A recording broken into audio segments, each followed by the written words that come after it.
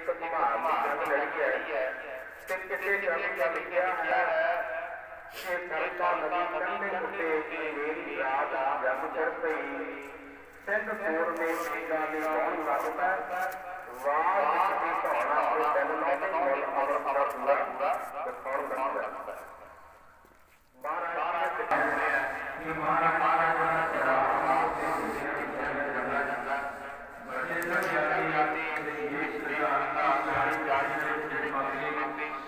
छोटी माता पासे माता साहब कौर माता सुंदर कौर भाई मनी नाल दिल्ली वाले जिहड़ा रवाना होंदे ने ते महाराज गुरु गोबिंद सिंह महाराज जी जिहड़ा पहला बड़ा कीता सी रोपड़ दी धरती ते कोटे दे अंਕਾਂ दे कोल उस तो बाद महाराज कोई जबरदस्त खान जिहड़ा औरंगजेब दा सूबेदार है दूसरे नंबर ते सरहंद दा सूबेदार वजीर खां है नाल खां है गनी खां ख्वाजा मदूद ते मलेर कोटे दा नवाब शेर मोहम्मद खां जिहड़ा वो भी मौजूद है जिन्हें चमकौर गढ़ी नूं जिहड़ा घेरा पाया सी भावें कि प्यारो इतिहास दे विच ये वख-वख इतिहासकारां ने आपो अपनी राय के मुताबिक लिखिया है किसी ने 10 लाख घेरे का जिक्र किया किसी ने 9 लाख का जिक्र किया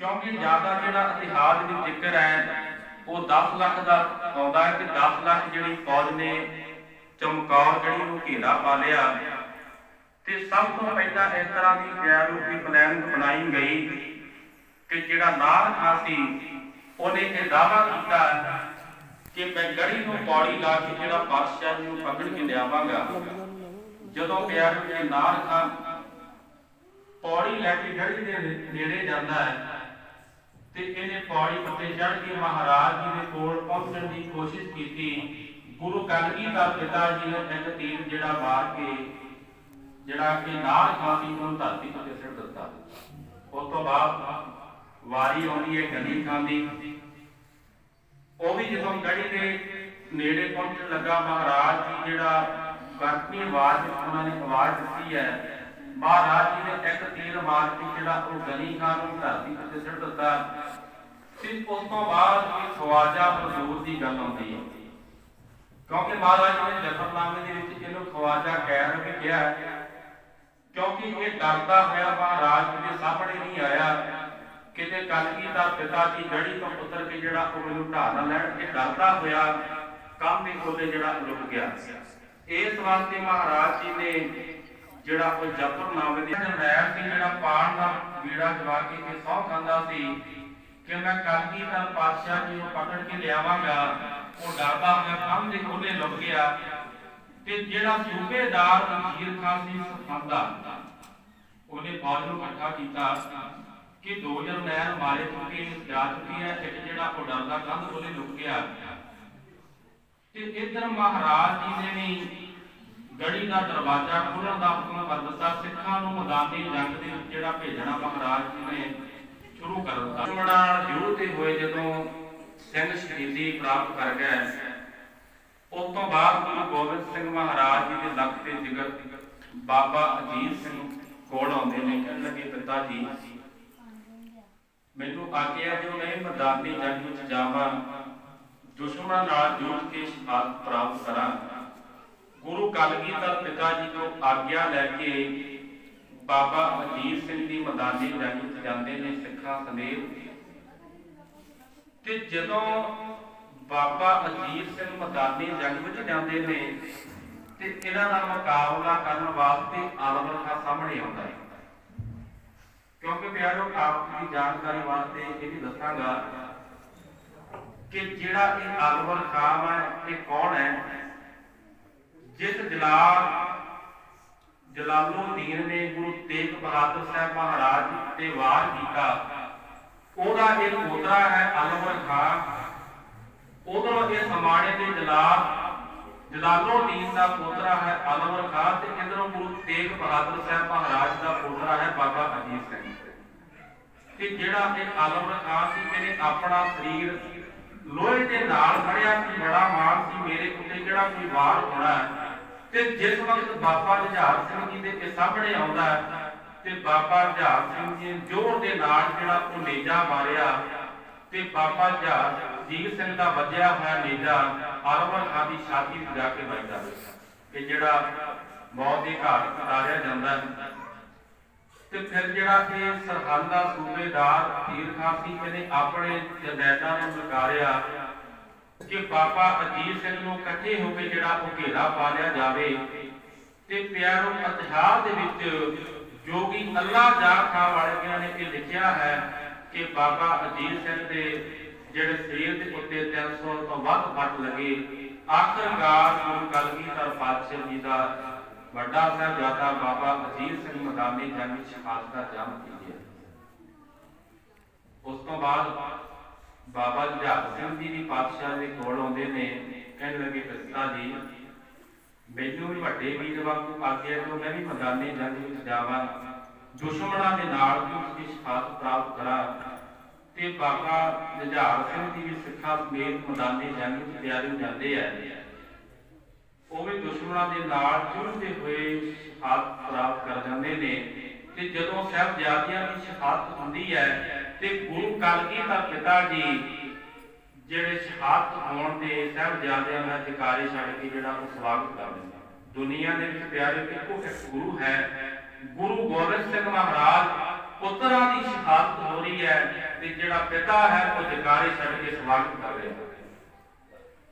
ਤੇ ਜਦੋਂ ਸਾਹਿਬਜ਼ਾਦਿਆਂ ਦੀ ਸ਼ਹਾਦਤ ਹੋ ਜਾਂਦੀ ਹੈ ਤੇ ਗੁਰੂ ਕਲਗੀਧਰ ਪਿਤਾ ਜੀ ਨੇ ਕਿਹਾ ਕਿ ਕੱਲ ਨੂੰ ਅਸੀਂ ਮੈਦਾਨੀ ਜੰਗ ਵਿੱਚ ਜਾਵਾਂਗੇ, ਦੁਸ਼ਮਣਾਂ ਦੇ ਨਾਲ ਜਿਹੜਾ ਜੂਝ ਕੇ ਸ਼ਹਾਦਤ ਪ੍ਰਾਪਤ ਕਰਾਂਗੇ। ਤੇ ਉਸ ਵਕਤ ਪਿਆਰਿਓ ਜਿਹੜੇ 5 ਪਿਆਰਿਆਂ ਦੇ ਵਿੱਚੋਂ 3 ਪਿਆਰੇ ਚਮਕੌਰ ਦੀ ਜੰਗ ਵਿੱਚ ਸ਼ਹੀਦ ਹੋ ਚੁੱਕੇ ਨੇ।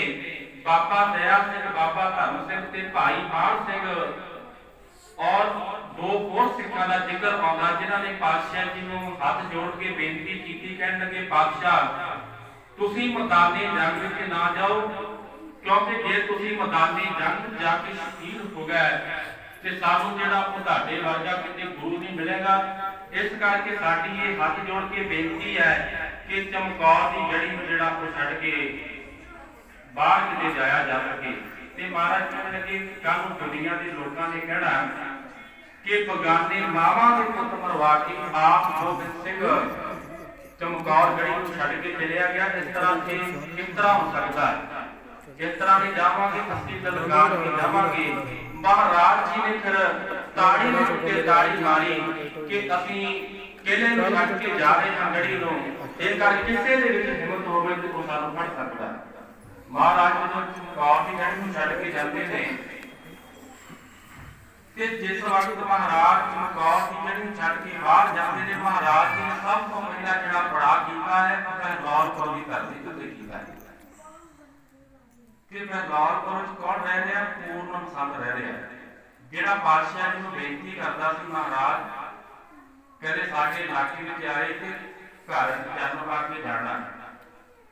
ਤੇ ਜਦੋਂ ਮਹਾਰਾਜ ਇਹਦੇ ਘਰ ਵਿੱਚ ਆਉਂਦੇ ਆ ਤੇ ਇਹਦਾ ਇੱਕ ਨੌਕਰ ਸੀ ਜਿਉਣਾ, ਉਹਨੇ ਪੁੱਛਣਾ ਕੀਤਾ ਮਹਾਰਾਜ ਜੀ ਲੱਗੇ ਅਸੀਂ ਪੂਰਨ ਪਸੰਦ ਨੂੰ ਮਿਲਣਾ। ਤੇ ਜਿਉਣਾ ਕਹਿਣ ਲੱਗਾ ਮੈਂ ਪੂਰਨ ਪਸੰਦ ਨੂੰ ਬੁਲਾ ਕੇ ਲਿਆਉਣਾ ਤੇ ਪਰ ਮੈਂ ਦੱਸਾਂਗਾ ਕਿ ਕੌਣ ਆ ਤੁਹਾਨੂੰ ਮਿਲਣ ਵਾਸਤੇ ਆਇਆ।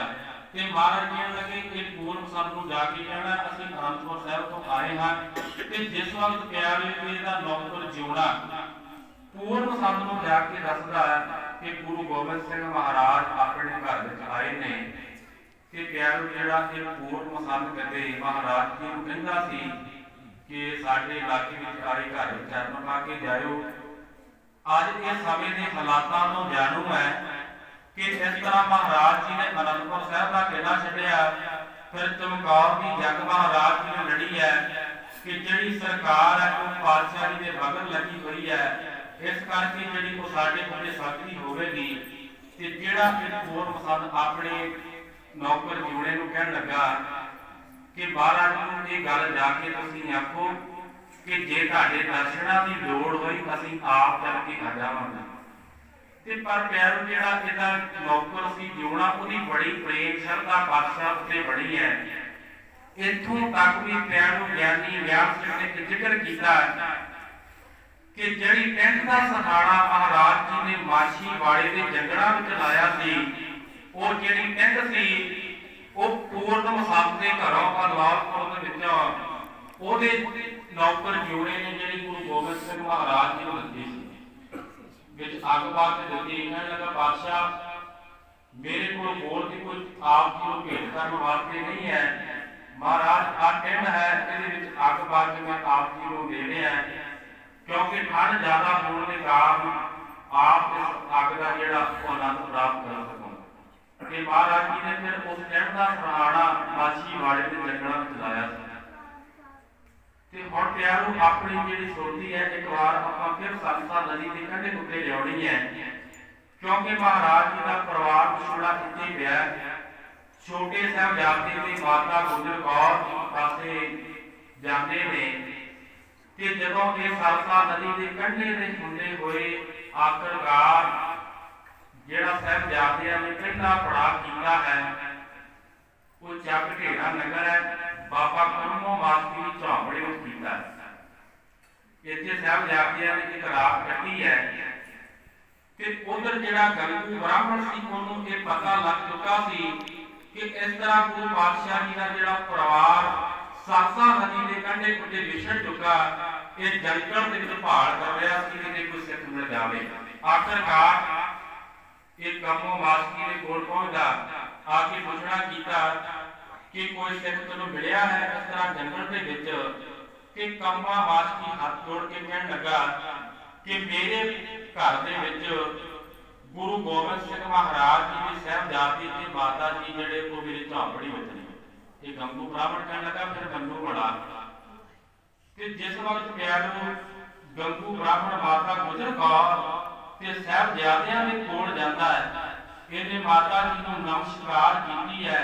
कहण लगा माता जी कोई गल नहीं, जदों समा आवेगा मैं पातशाह दे नाल मिला देवांगा, तुसीं मेरे घर विच आके ठहरो।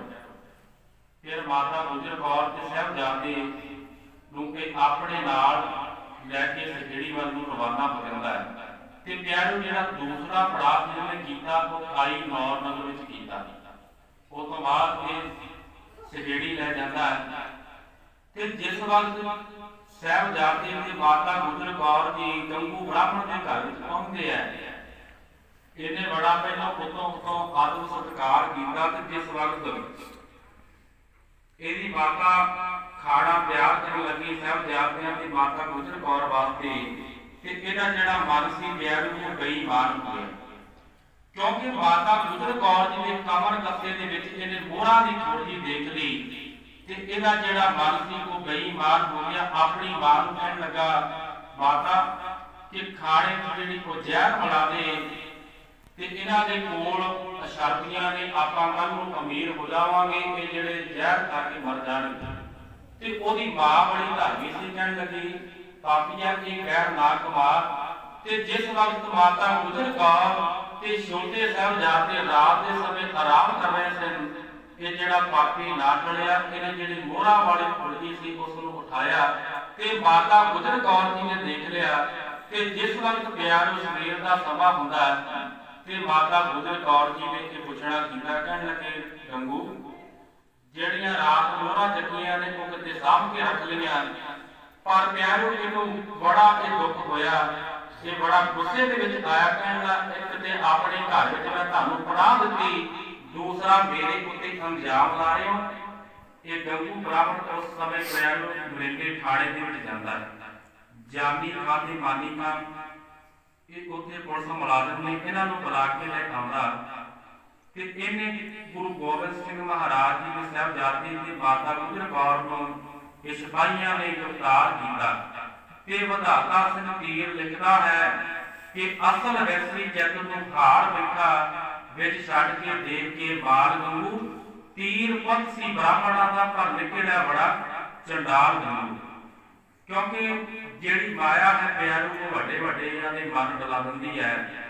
बाबा माया साथ ना होए इन माया जग होया गल्ला बूझे कोई, कि जदों गंगू ने ये माया देखी ते माया खातर साहिबजादियां नूं जिहड़ा पुलिस नूं पकड़ा दिता ते आखिरकार प्यारो माता गुजर कौर ते साहिबजादियां नूं रथ दे विच सवार करके मरेंडे ठाणे दे विच लिआंदा गया।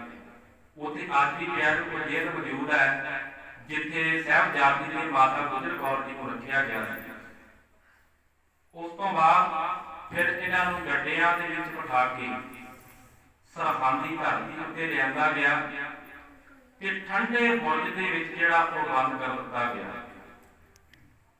उधरों ये वजीर खां सरहद की धरती उत्ते पहुंच जाता क्योंकि गुरु कलगी धर पिता जी के कोलों बड़ी वड्डी हार खा के ये हारिया थकिया सरहद की धरती उत्ते पहुंच गया। जदों पता लगा कि साहिबजादे की माता गुजर कौर ठंडे बुरज विच बंद ने बड़ा इहनूं चार चढ़िया ते प्यार नूं फिर जिहड़ी साहिबजादियां दी पहली पेशी है वो 11 पूर्व हुंदी है। भावें कि विद्वानां ने यह भी जिक्र किया कि साहिबजादे दी कई पेशियां पईयां। जिहड़ी पहली पेशी सी वो 11 पूर्व हुंदी है कि सिपाही लैण वास्ते आउंदे ने ते माता गुजर कौर जी ने अपने पिता नूं तैयार किया।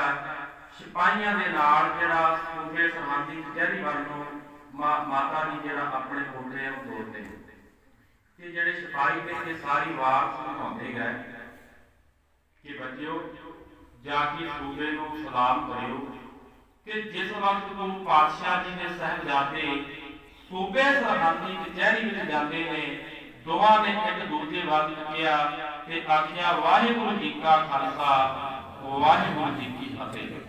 जदों फतेह बुलाई ते वजीर खां बड़ा गुस्से दे विच आया, कहने लगा बच्चों ये आनंदपुर की धरती नहीं ना गुरु गोबिंद सिंह का दरबार है, ये सूबे सरहद की कचहरी है, इत्थे फतेह नहीं इत्थे जिहड़ी सलाम करो। साहिबजादियां ने इनकार कर दिता, बड़े लाभ दिते बड़े डरावे दिते कि साहिबजादे ਤੁਹਾਨੂੰ ਜਿਹੜਾ ਬੇਗਵਾ ਦੇ ਡੋਲੇ ਦਿੱਤੇ ਜਾਣਗੇ ਸਿੱਖੀ ਛੱਡ ਦਿਓ ਇਸਲਾਮ ਕਬੂਲ ਕਰ ਲਓ। पर गुरु पातशाह जी के साहिबजादियां ने इनकार कर दिता कि असीं जिहड़ी वो सिੱਖੀ नहीं छड्डांगे।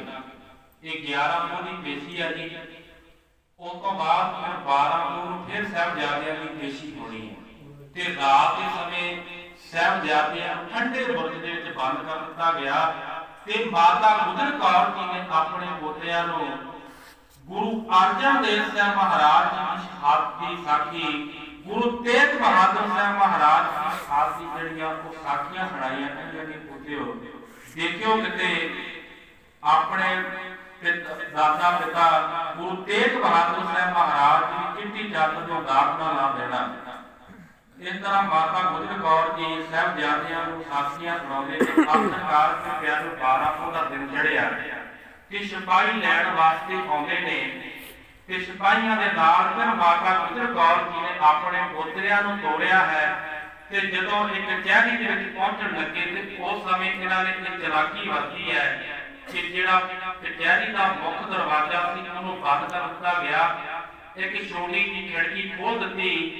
इन्हां ने अपने मन दे अंदर प्यार विच चलाकी वरती सी कि जदों गुरु पातशाह जी दे साहिबजादे इस खिड़की दे विच अपने सिर पहला कढणगे असीं ये ताड़ियां मार देवांगे कि गुरु गोबिंद सिंह दे साहिबजादे ने जिहड़ा वो सिर चढ़ा दिता। ते जदों साहिबजादे उस खिड़की कोल पहुंचदे आ दोवां वीरां ने एक दूजे वल तकिया कि सोचदे सी पहला सिर आउणगे पर साहिबजादियां ने अपणियां पहला दुनिया उस खिड़की वेटी अगे कढीआं ते सूबा सरहद देख के बड़ा हैरान होया।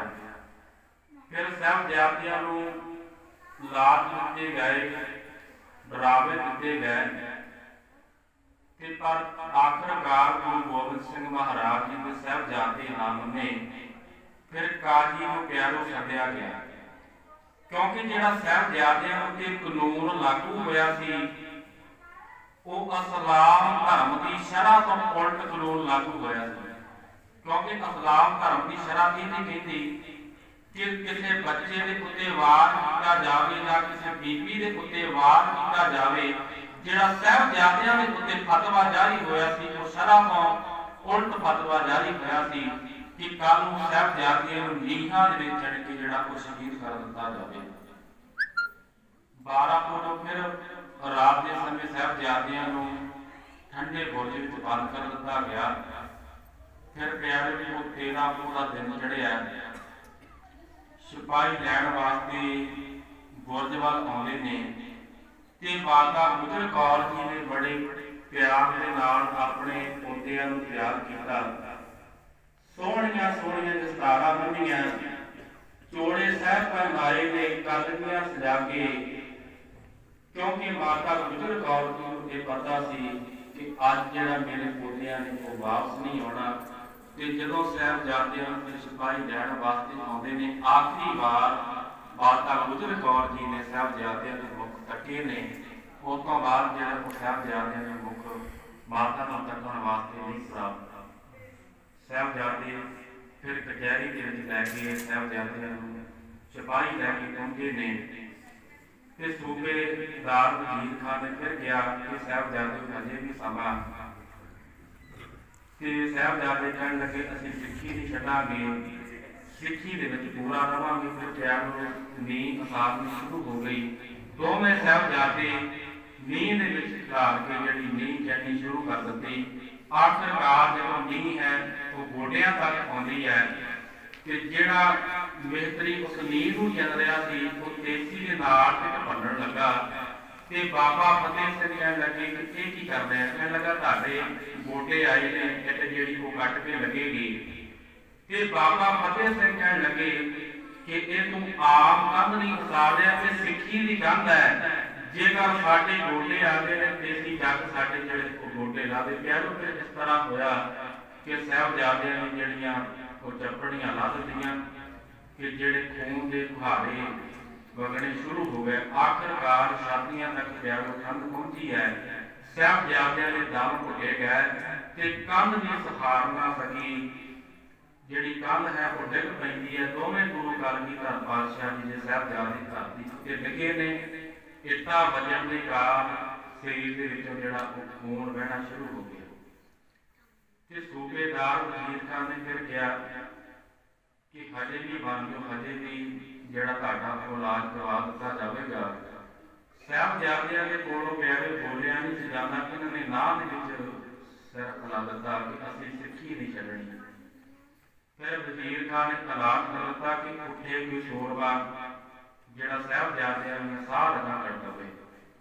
ਤੇ ਉਸ ਸਮੇਂ ਪਿਆਰੋ ਸਮਾਣੀ ਦੇ ਜਲਾਲ ਸ਼ਾਸਨ ਦੇਵ ਤੇ ਬਾਦਸ਼ਾਹ ਦੇ ਇਹ ਉੱਠੇ ਨੇ। ਇਹਨਾਂ ਨੇ ਕਿਹਾ, ਕਹਿਣ ਲੱਗੇ ਬਾਦਸ਼ਾਹ ਸਲਾਮਤ, ਸਾਡਾ ਜਿਹੜਾ ਕੇਸ ਹੈ ਉਹਨੂੰ ਮਾਫ ਕੀਤਾ ਜਾਵੇ, ਇਹ ਕੰਮ ਅਸੀਂ ਕਰ ਦਿੰਦੇ ਹਾਂ।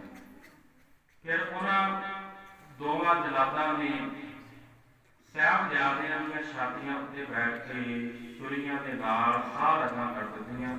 ਆਖਿਰਕਾਰ ਗੁਰੂ ਕਲਗੀਧਰ ਪਾਤਸ਼ਾਹ ਜੀ ਦੇ ਸਾਹਿਬਜ਼ਾਦੇ 13 ਪੋਹ 1704 ਈਸਵੀ ਨੂੰ ਸਰਹੰਦੀ ਧਰਤੀ ਉੱਤੇ ਸ਼ਹਾਦਤ ਦਾ ਜੰਮ ਕੇ ਜਾਂਦੇ ਨੇ। ਤੇ ਮਾਤਾ ਗੁਜਰ ਕੌਰ ਜੀ ਦੀ ਜਿਹੜੀ ਸ਼ਹਾਦਤ ਹੈ ਉਹ ਵੀ ਸਰਹੰਦੀ ਧਰਤੀ ਉੱਤੇ ਹੁੰਦੀ ਹੈ ਕਿ ਸੂਬੇਦਾਰ ਵਜ਼ੀਰ ਖਾਨ ਵੱਲੋਂ 2 ਅਹਿਲਕਾਰ ਭੇਜੇ ਗਏ ਜਿਨ੍ਹਾਂ ਨੇ ਮਾਤਾ ਗੁਜਰ ਕੌਰ ਜੀ ਨੂੰ ਠੰਡੇ ਬੁਰਜ ਤੋਂ ਧੱਕਾ ਦੇ ਕੇ ਜਿਹੜਾ ਉਹ ਸ਼ਹੀਦ ਕੀਤਾ। ਗੁਰੂ ਕਲਗੀਧਰ ਪਾਤਸ਼ਾਹ ਜੀ ਦੇ ਸਾਹਿਬਜ਼ਾਦੇ ਮਾਤਾ ਗੁਜਰ ਕੌਰ ਜੀ ਦੀ ਸ਼ਹਾਦਤ ਨੂੰ ਕੋਟ ਕੋਟ ਪ੍ਰਣਾਮ ਹੈ, ਕਿਉਂਕਿ ਜਿਨ੍ਹਾਂ ਨੇ ਸਾਡੀ ਖਾਤਰ ਧਰਮ ਦੀ ਖਾਤਰ ਆਪਣੀ ਬਹੁਤ ਵੱਡੀ ਸ਼ਹਾਦਤ ਦਿੱਤੀ ਹੈ। ਸੋ ਇਸ ਵਾਸਤੇ ਪਿਆਰੋ ਬੇਨਤੀ ਹੈ ਕਿ ਕਦੇ ਵੀ ਸਾਹਿਬਜ਼ਾਦਿਆਂ ਦੀ ਸ਼ਹਾਦਤ ਨੂੰ ਭੁੱਲਣਾ ਨਹੀਂ ਚਾਹੀਦਾ, ਕਿਉਂਕਿ ਜਿਸ ਤਰ੍ਹਾਂ ਦਾ ਇਤਿਹਾਸ ਦੀ ਕੌਮ ਦੇ ਕੋਲ ਹੈ, ਕਿਸੇ ਵੀ ਕੌਮ ਦੇ ਕੋਲ ਇਸ ਤਰ੍ਹਾਂ ਦਾ ਮਾਣ ਮੱਤਾ ਇਤਿਹਾਸ ਨਹੀਂ ਹੈ। ਜਿੰਨੀਆਂ ਸ਼ਹਾਦਤਾਂ ਸਾਡੀ ਕੌਮ ਵਿੱਚ ਹੋਈਆਂ, ਕਿਸੇ ਵੀ ਕੌਮ ਦੇ ਵਿੱਚ ਇੰਨੀਆਂ ਸ਼ਹਾਦਤਾਂ ਨਹੀਂ ਹੋਈਆਂ। ਸਿੱਖ ਕੌਮ ਦੇ ਵਿੱਚ ਅਨੇਕਾਂ ਸਿੱਖਾਂ ਨੇ ਆਪਣੀਆਂ ਸ਼ਹਾਦਤਾਂ ਦਿੱਤੀਆਂ ਜਿਨ੍ਹਾਂ ਦੇ ਨਾਮ ਵੀ ਪਿਆਰੋ ਆਪਾਂ ਹਜੇ ਤੱਕ ਨਹੀਂ ਜਾਣਦੇ।